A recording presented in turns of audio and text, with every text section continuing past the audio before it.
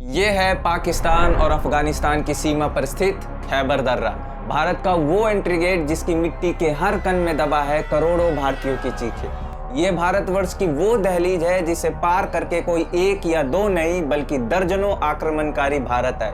वो आक्रमणकारी जिन्होंने न सिर्फ लूटपाट की बल्कि भारतीय सभ्यता की कई साम्राज्यों को जड़ से खत्म कर दिया। प्राचीन काल में डेरियस और सिकंदर से लेके मध्यकाल में बाबर और अहमद शाह अब्दाली तक हर बड़ा आक्रमणकारी इसी दर्रे से भारत में दाखिल हुआ।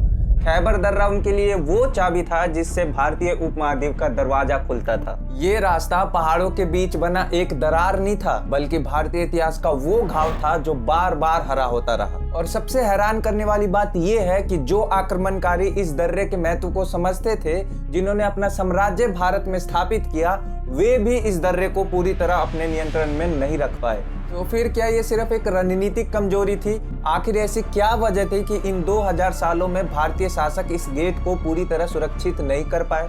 साथ ही हम ये भी जानेंगे कि वो कौन कौन से साम्राज्य हैं जो भारत में सिर्फ इसलिए स्थापित हो पाए क्योंकि इनके फाउंडर्स इसी खैबर दर्रे के जरिए भारत में प्रवेश हुए थे। भारत में कुछ जगह ऐसी होती थी जो भले ही राजस्व के नजरिए से प्रॉफिटेबल ना हो और स्ट्रेटेजिक पॉइंट ऑफ व्यू के नजरिए से बहुत इंपॉर्टेंट मानी जाती थी। यही वजह रही कि आमतौर पर उस जगह को प्रवेश द्वार कह दिया जाता। मतलब अगर कोई उस जगह को जीत लेता तो उसके आसपास के कई प्रदेश ऑटोमेटिकली उसके नियंत्रण में आ जाते। एग्जाम्पल के तौर पर उत्तर प्रदेश के मिर्जापुर में स्थित चुनार किला, इस किले को जीतने का मतलब था बंगाल, बिहार समेत पूरे पूर्वी भारत पर कंट्रोल पा लेना। इस वजह से इस किले को भारत का पूर्वी द्वार कहा गया। इसी तरह मध्य प्रदेश में स्थित असीरगढ़ के किले को दक्षिण का द्वार कहा जाता था क्योंकि इसे जीतना दक्षिण भारत तक पहुंचने की चाबी मानी जाती थी। यही वजह रही कि इतिहास में इन जगहों पर लड़ाइयां सिर्फ किले को जीतने के लिए नहीं बल्कि उसके आसपास के कई प्रांतों पर नियंत्रण पाने के लिए लड़ी गई। लेकिन अगर हम इन सभी प्रवेश द्वारों की बात करें तो उनमें सबसे ज्यादा इंपॉर्टेंट है खैबर पास। ये जगह भारत पर अटैक करने के लिए विदेशी आक्रमणकारियों का हमेशा से एवरग्रीन रूट रहा है। अगर आप ध्यान से देखें तो भारतीय उपमहाद्वीप पर होने वाले 90% विदेशी हमले उत्तर पश्चिमी दिशा से हुए। इसकी वजह साफ थी, भारत के बाकी दिशाओं को इसके नेचुरल बैरियर्स जैसे समुद्र, घने जंगल और हिमालय की पहाड़ियां सुरक्षित बनाती थी। लेकिन उत्तर पश्चिम का क्षेत्र जो आज के उत्तरी पाकिस्तान और अफगानिस्तान में आता है, भारत के लिए नेचुरल बैरियर्स के लिहाज से कमजोर था। यही कारण था कि अधिकतर विदेशी आक्रमण इसी दिशा से हुए। तो फिर जब ये बात क्लियर थी कि भारत की उत्तर पश्चिमी दिशा सुरक्षा की दृष्टि से कमजोर है, तो फिर भारतीय शासकों ने इस जगह को अपने नियंत्रण में लेने का प्रयास क्यों नहीं किया? इसकी एक बड़ी वजह मैं आपको बताता हूँ। दरअसल अगर आप इस क्षेत्र को गौर से देखें तो ये जगह दुनिया के सबसे मुश्किल जगहों में से एक है, जहाँ पर खेती करने लायक जमीनें ना के बराबर है। साथ ही ये जगह रेवेन्यू के हिसाब से भी साम्राज्य के लिए प्रॉफिटेबल नहीं है। ये एक बड़ी वजह थी जिसके कारण भारतीय शासकों, जिनके पास पहले से ही बहुत सारी उपजाऊ जमीनें मौजूद थी, उन्होंने इस क्षेत्र को रेवेन्यू के नजरिए से अनप्रॉफिटेबल मानकर उस पर उतना ध्यान नहीं दिया जितना उन्हें देना चाहिए था। और सभी भारतीय शासक एक ही पॉइंट ऑफ व्यू से नहीं सोचते थे। भारत के पहले सम्राट कहे जाने वाले चंद्रगुप्त मौर्य ने इस जगह के महत्व को समझ लिया था, खास तौर पर इसलिए क्योंकि सिकंदर और आगे चलकर सेल्यूकस निकेटर ने भारत में प्रवेश करने के लिए इसी दर्रे का इस्तेमाल किया था। यही वजह रही कि चंद्रगुप्त मौर्य और सम्राट अशोक के शासनकाल में खैबर दर्रा पूरी तरह से मौर्य साम्राज्य के नियंत्रण में रहा।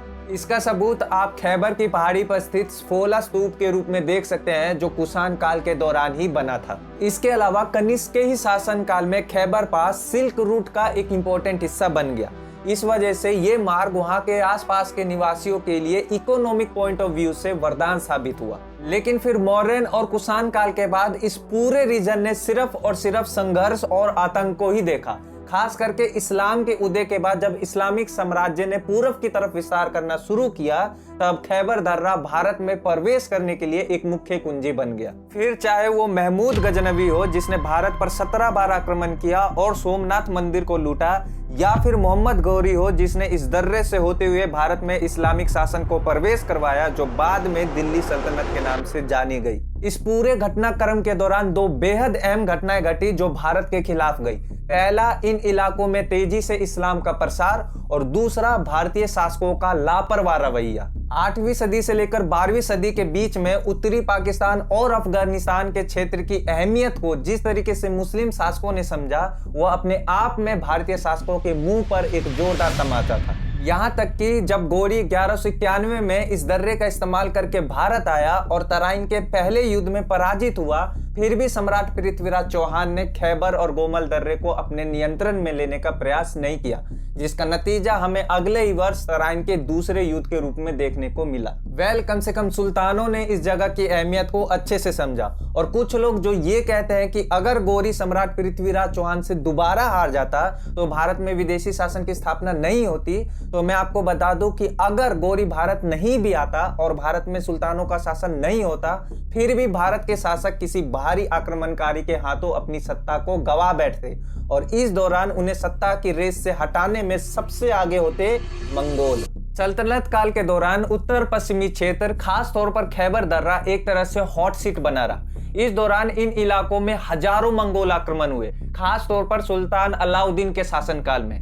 अगर उस दौरान इस खैबर दर्रे का नियंत्रण सुल्तानों के हाथ से निकल जाता तो शायद आज भारत का इतिहास कुछ अलग ही होता। अगर आप जानना चाहते हैं कि कैसे सुल्तानों ने इन हमलों को नाकाम किया, तो मैंने इसे एक अलग वीडियो में विस्तार से कवर किया है। उस वीडियो का लिंक आपको डिस्क्रिप्शन बॉक्स में मिल जाएगा। तो टॉपिक पर वापस आए तो लगातार 300 सालों तक इस दर्रे की रक्षा करने के बाद आखिरकार एक ऐसा समय भी आया जब सुल्तान कमजोर पड़ गए। साल 1504 में बाबर ने ठंडी पहाड़ियों के बीच से गुजरते हुए खैबर दर्रे को पार किया। वो ये बात अच्छे से जानता था कि ये दर्रा सिर्फ एक रास्ता नहीं बल्कि एक चाबी है जो उसे पूरे भारत के दरवाजे को खोल कर देगी। और यही हुआ। अगले कुछ सालों में उसने भारत के इतिहास को बदल दिया। पर कमाल की बात यह है कि जहां सुल्तानों ने इस दर्रे को लंबे समय तक भारतीय सीमा का हिस्सा बनाए रखा, वहीं मुगल बादशाह धीरे धीरे इस जगह पर अपनी पकड़ खोते चले गए। खास तौर पर अकबर के बाद के बादशाह इसे नियंत्रण में रखने में पूरी तरह विफल रहे। फिर समुद्री रास्तों के जरिए हमारे देश पधारे अंग्रेज, जिनके आने के बाद भारतीय शासकों ने न सिर्फ खैबर पास बल्कि पूरा भारत ही गवा दिया। ओवरऑल देखा जाए तो अगर भारतीय शासक इस दर्रे को सुरक्षित रखने में कामयाब रहते तो कम से कम दिल्ली सल्तनत और मुगल साम्राज्य की स्थापना भारत में नहीं हो पाती। तो दोस्तों, उम्मीद करता हूं कि आपको ये वीडियो पसंद आया हो, और अगर आपको इससे कुछ नया सीखने को मिला हो तो इसे अपने दोस्तों के साथ शेयर जरूर करें। और साथ ही उत्तर पश्चिमी दिशा से होने वाले मंगोल आक्रमणों को सुल्तानों ने कैसे नाकाम किया, इसे विस्तार से जानने के लिए आप हमारा एक और पर दिलचस्प वीडियो देख सकते हैं। लिंक आपको डिस्क्रिप्शन बॉक्स में मिल जाएगा। तब तक के लिए मिलते हैं अगले वीडियो में।